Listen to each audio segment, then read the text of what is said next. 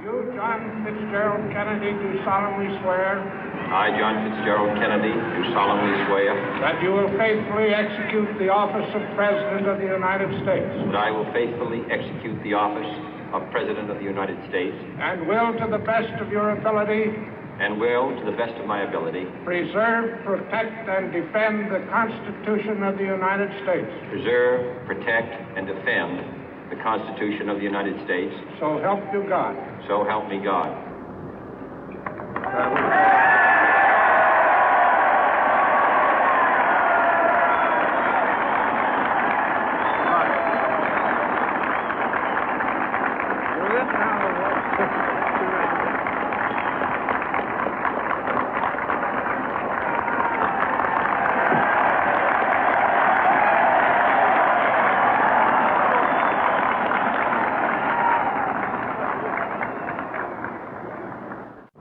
Vice President Johnson, Mr. Speaker, Mr. Chief Justice, President Eisenhower, Vice President Nixon, President Truman, Reverend clergy, fellow citizens.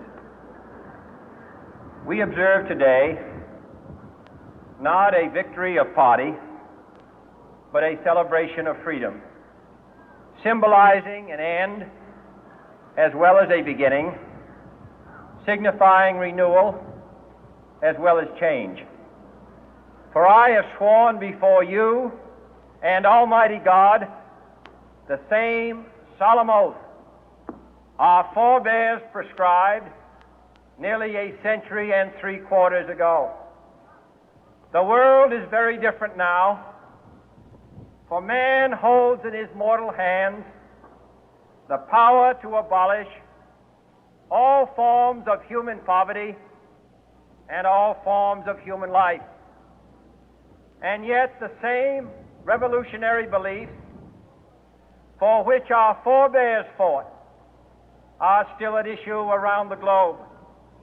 The belief that the rights of man come not from the generosity of the state, but from the hand of God.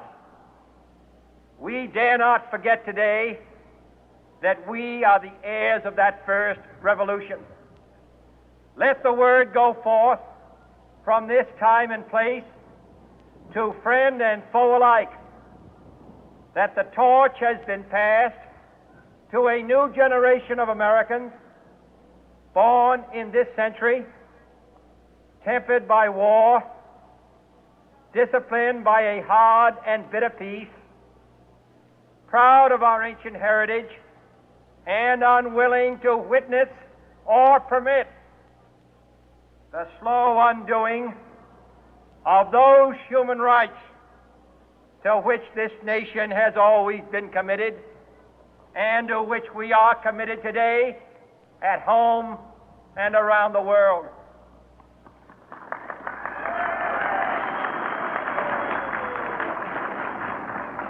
Let every nation know, whether it wishes us well or ill, that we shall pay any price, bear any burden, meet any hardship, support any friend, oppose any foe to assure the survival and the success of liberty.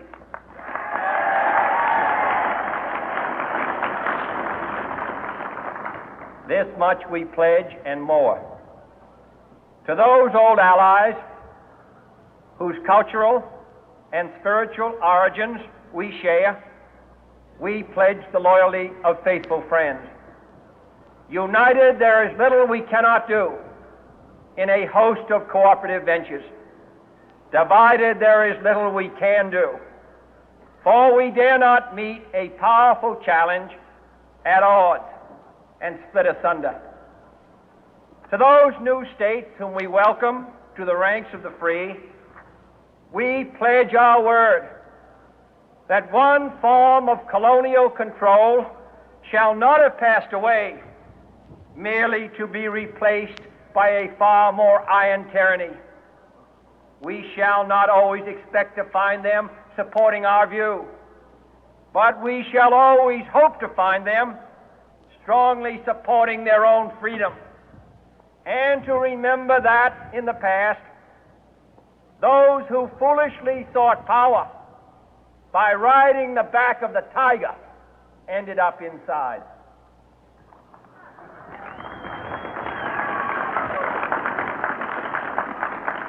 To those people in the huts and villages of half the globe struggling to break the bonds of mass misery, we pledge our best efforts to help them help themselves for whatever period is required, not because the communists may be doing it, not because we seek their votes, but because it is right. If a free society cannot help the many who are poor, it cannot save the few who are rich.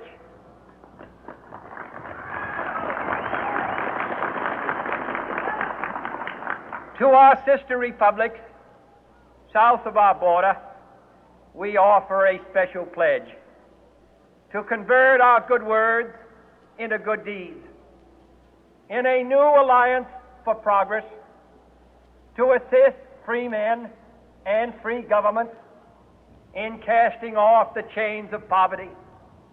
But this peaceful revolution of hope cannot become the prey of hostile powers. Let all our neighbors know that we shall join with them to oppose aggression or subversion anywhere in the Americas. And let every other power know that this hemisphere intends to remain the master of its own house.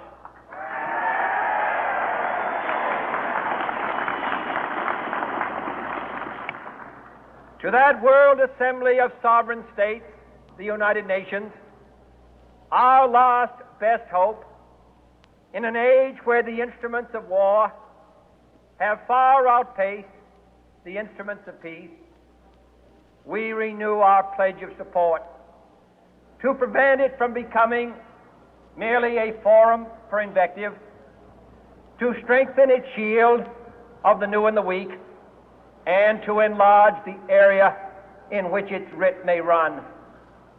Finally, to those nations who would make themselves our adversary, we offer not a pledge, but a request that both sides begin anew the quest for peace. Before the dark powers of destruction, unleashed by science, engulf all humanity in planned or accidental self-destruction, we dare not tempt them with weakness, for only when our arms are sufficient beyond doubt can we be certain beyond doubt that they will never be employed. But neither can two great and powerful groups of nations take comfort from our present course, both sides overburdened by the cost of modern weapons, both rightly alarmed by the steady spread of the deadly atom, yet both racing to alter that uncertain balance of terror that stays the hand of mankind's final war. So let us begin anew, remembering on both sides that civility is not a sign of weakness, and sincerity is always subject to proof. Let us never negotiate out of fear, but let us never fear to negotiate.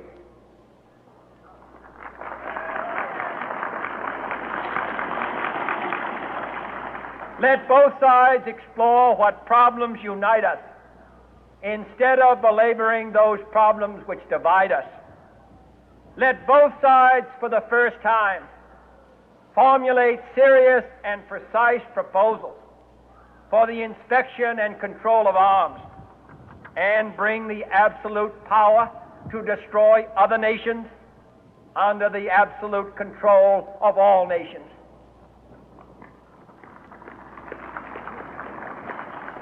Let both sides seek to invoke the wonders of science instead of its terrors.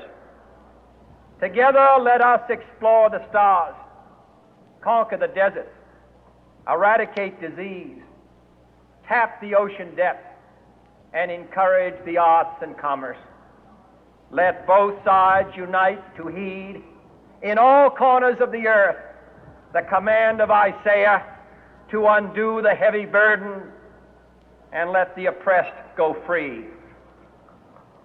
And if a beachhead of cooperation may push back the jungle of suspicion, let both sides join in creating a new endeavor, not a new balance of power, but a new world of law, where the strong are just and the weak secure and the peace preserved.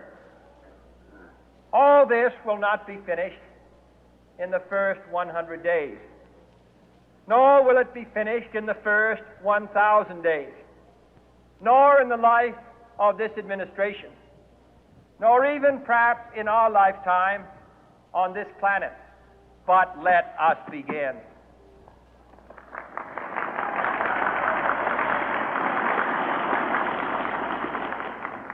In your hands, my fellow citizens, more than mine, will rest the final success or failure of our course.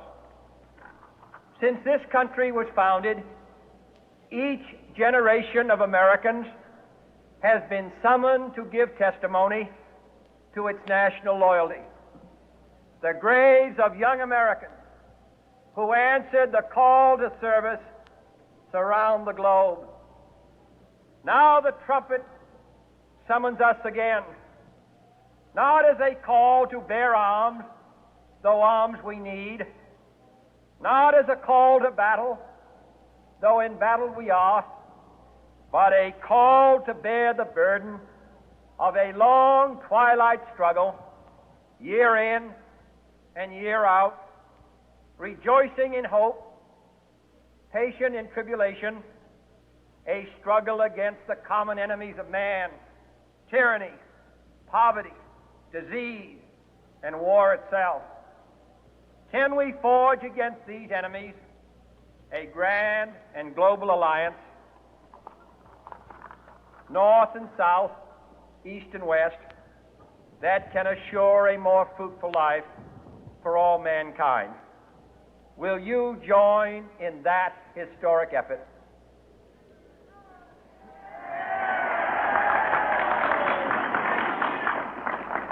In the long history of the world, only a few generations have been granted the role of defending freedom in its hour of maximum danger. I do not shrink from this responsibility. I welcome it.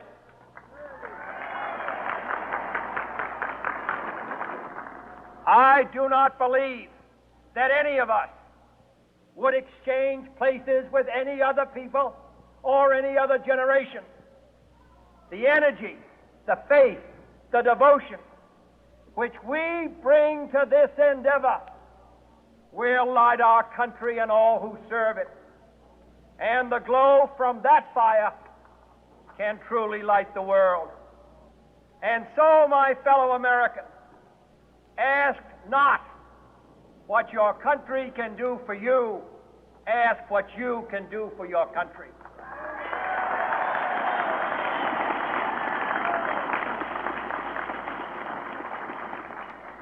My fellow citizens of the world, ask not what America will do for you, but what together we can do for the freedom of man.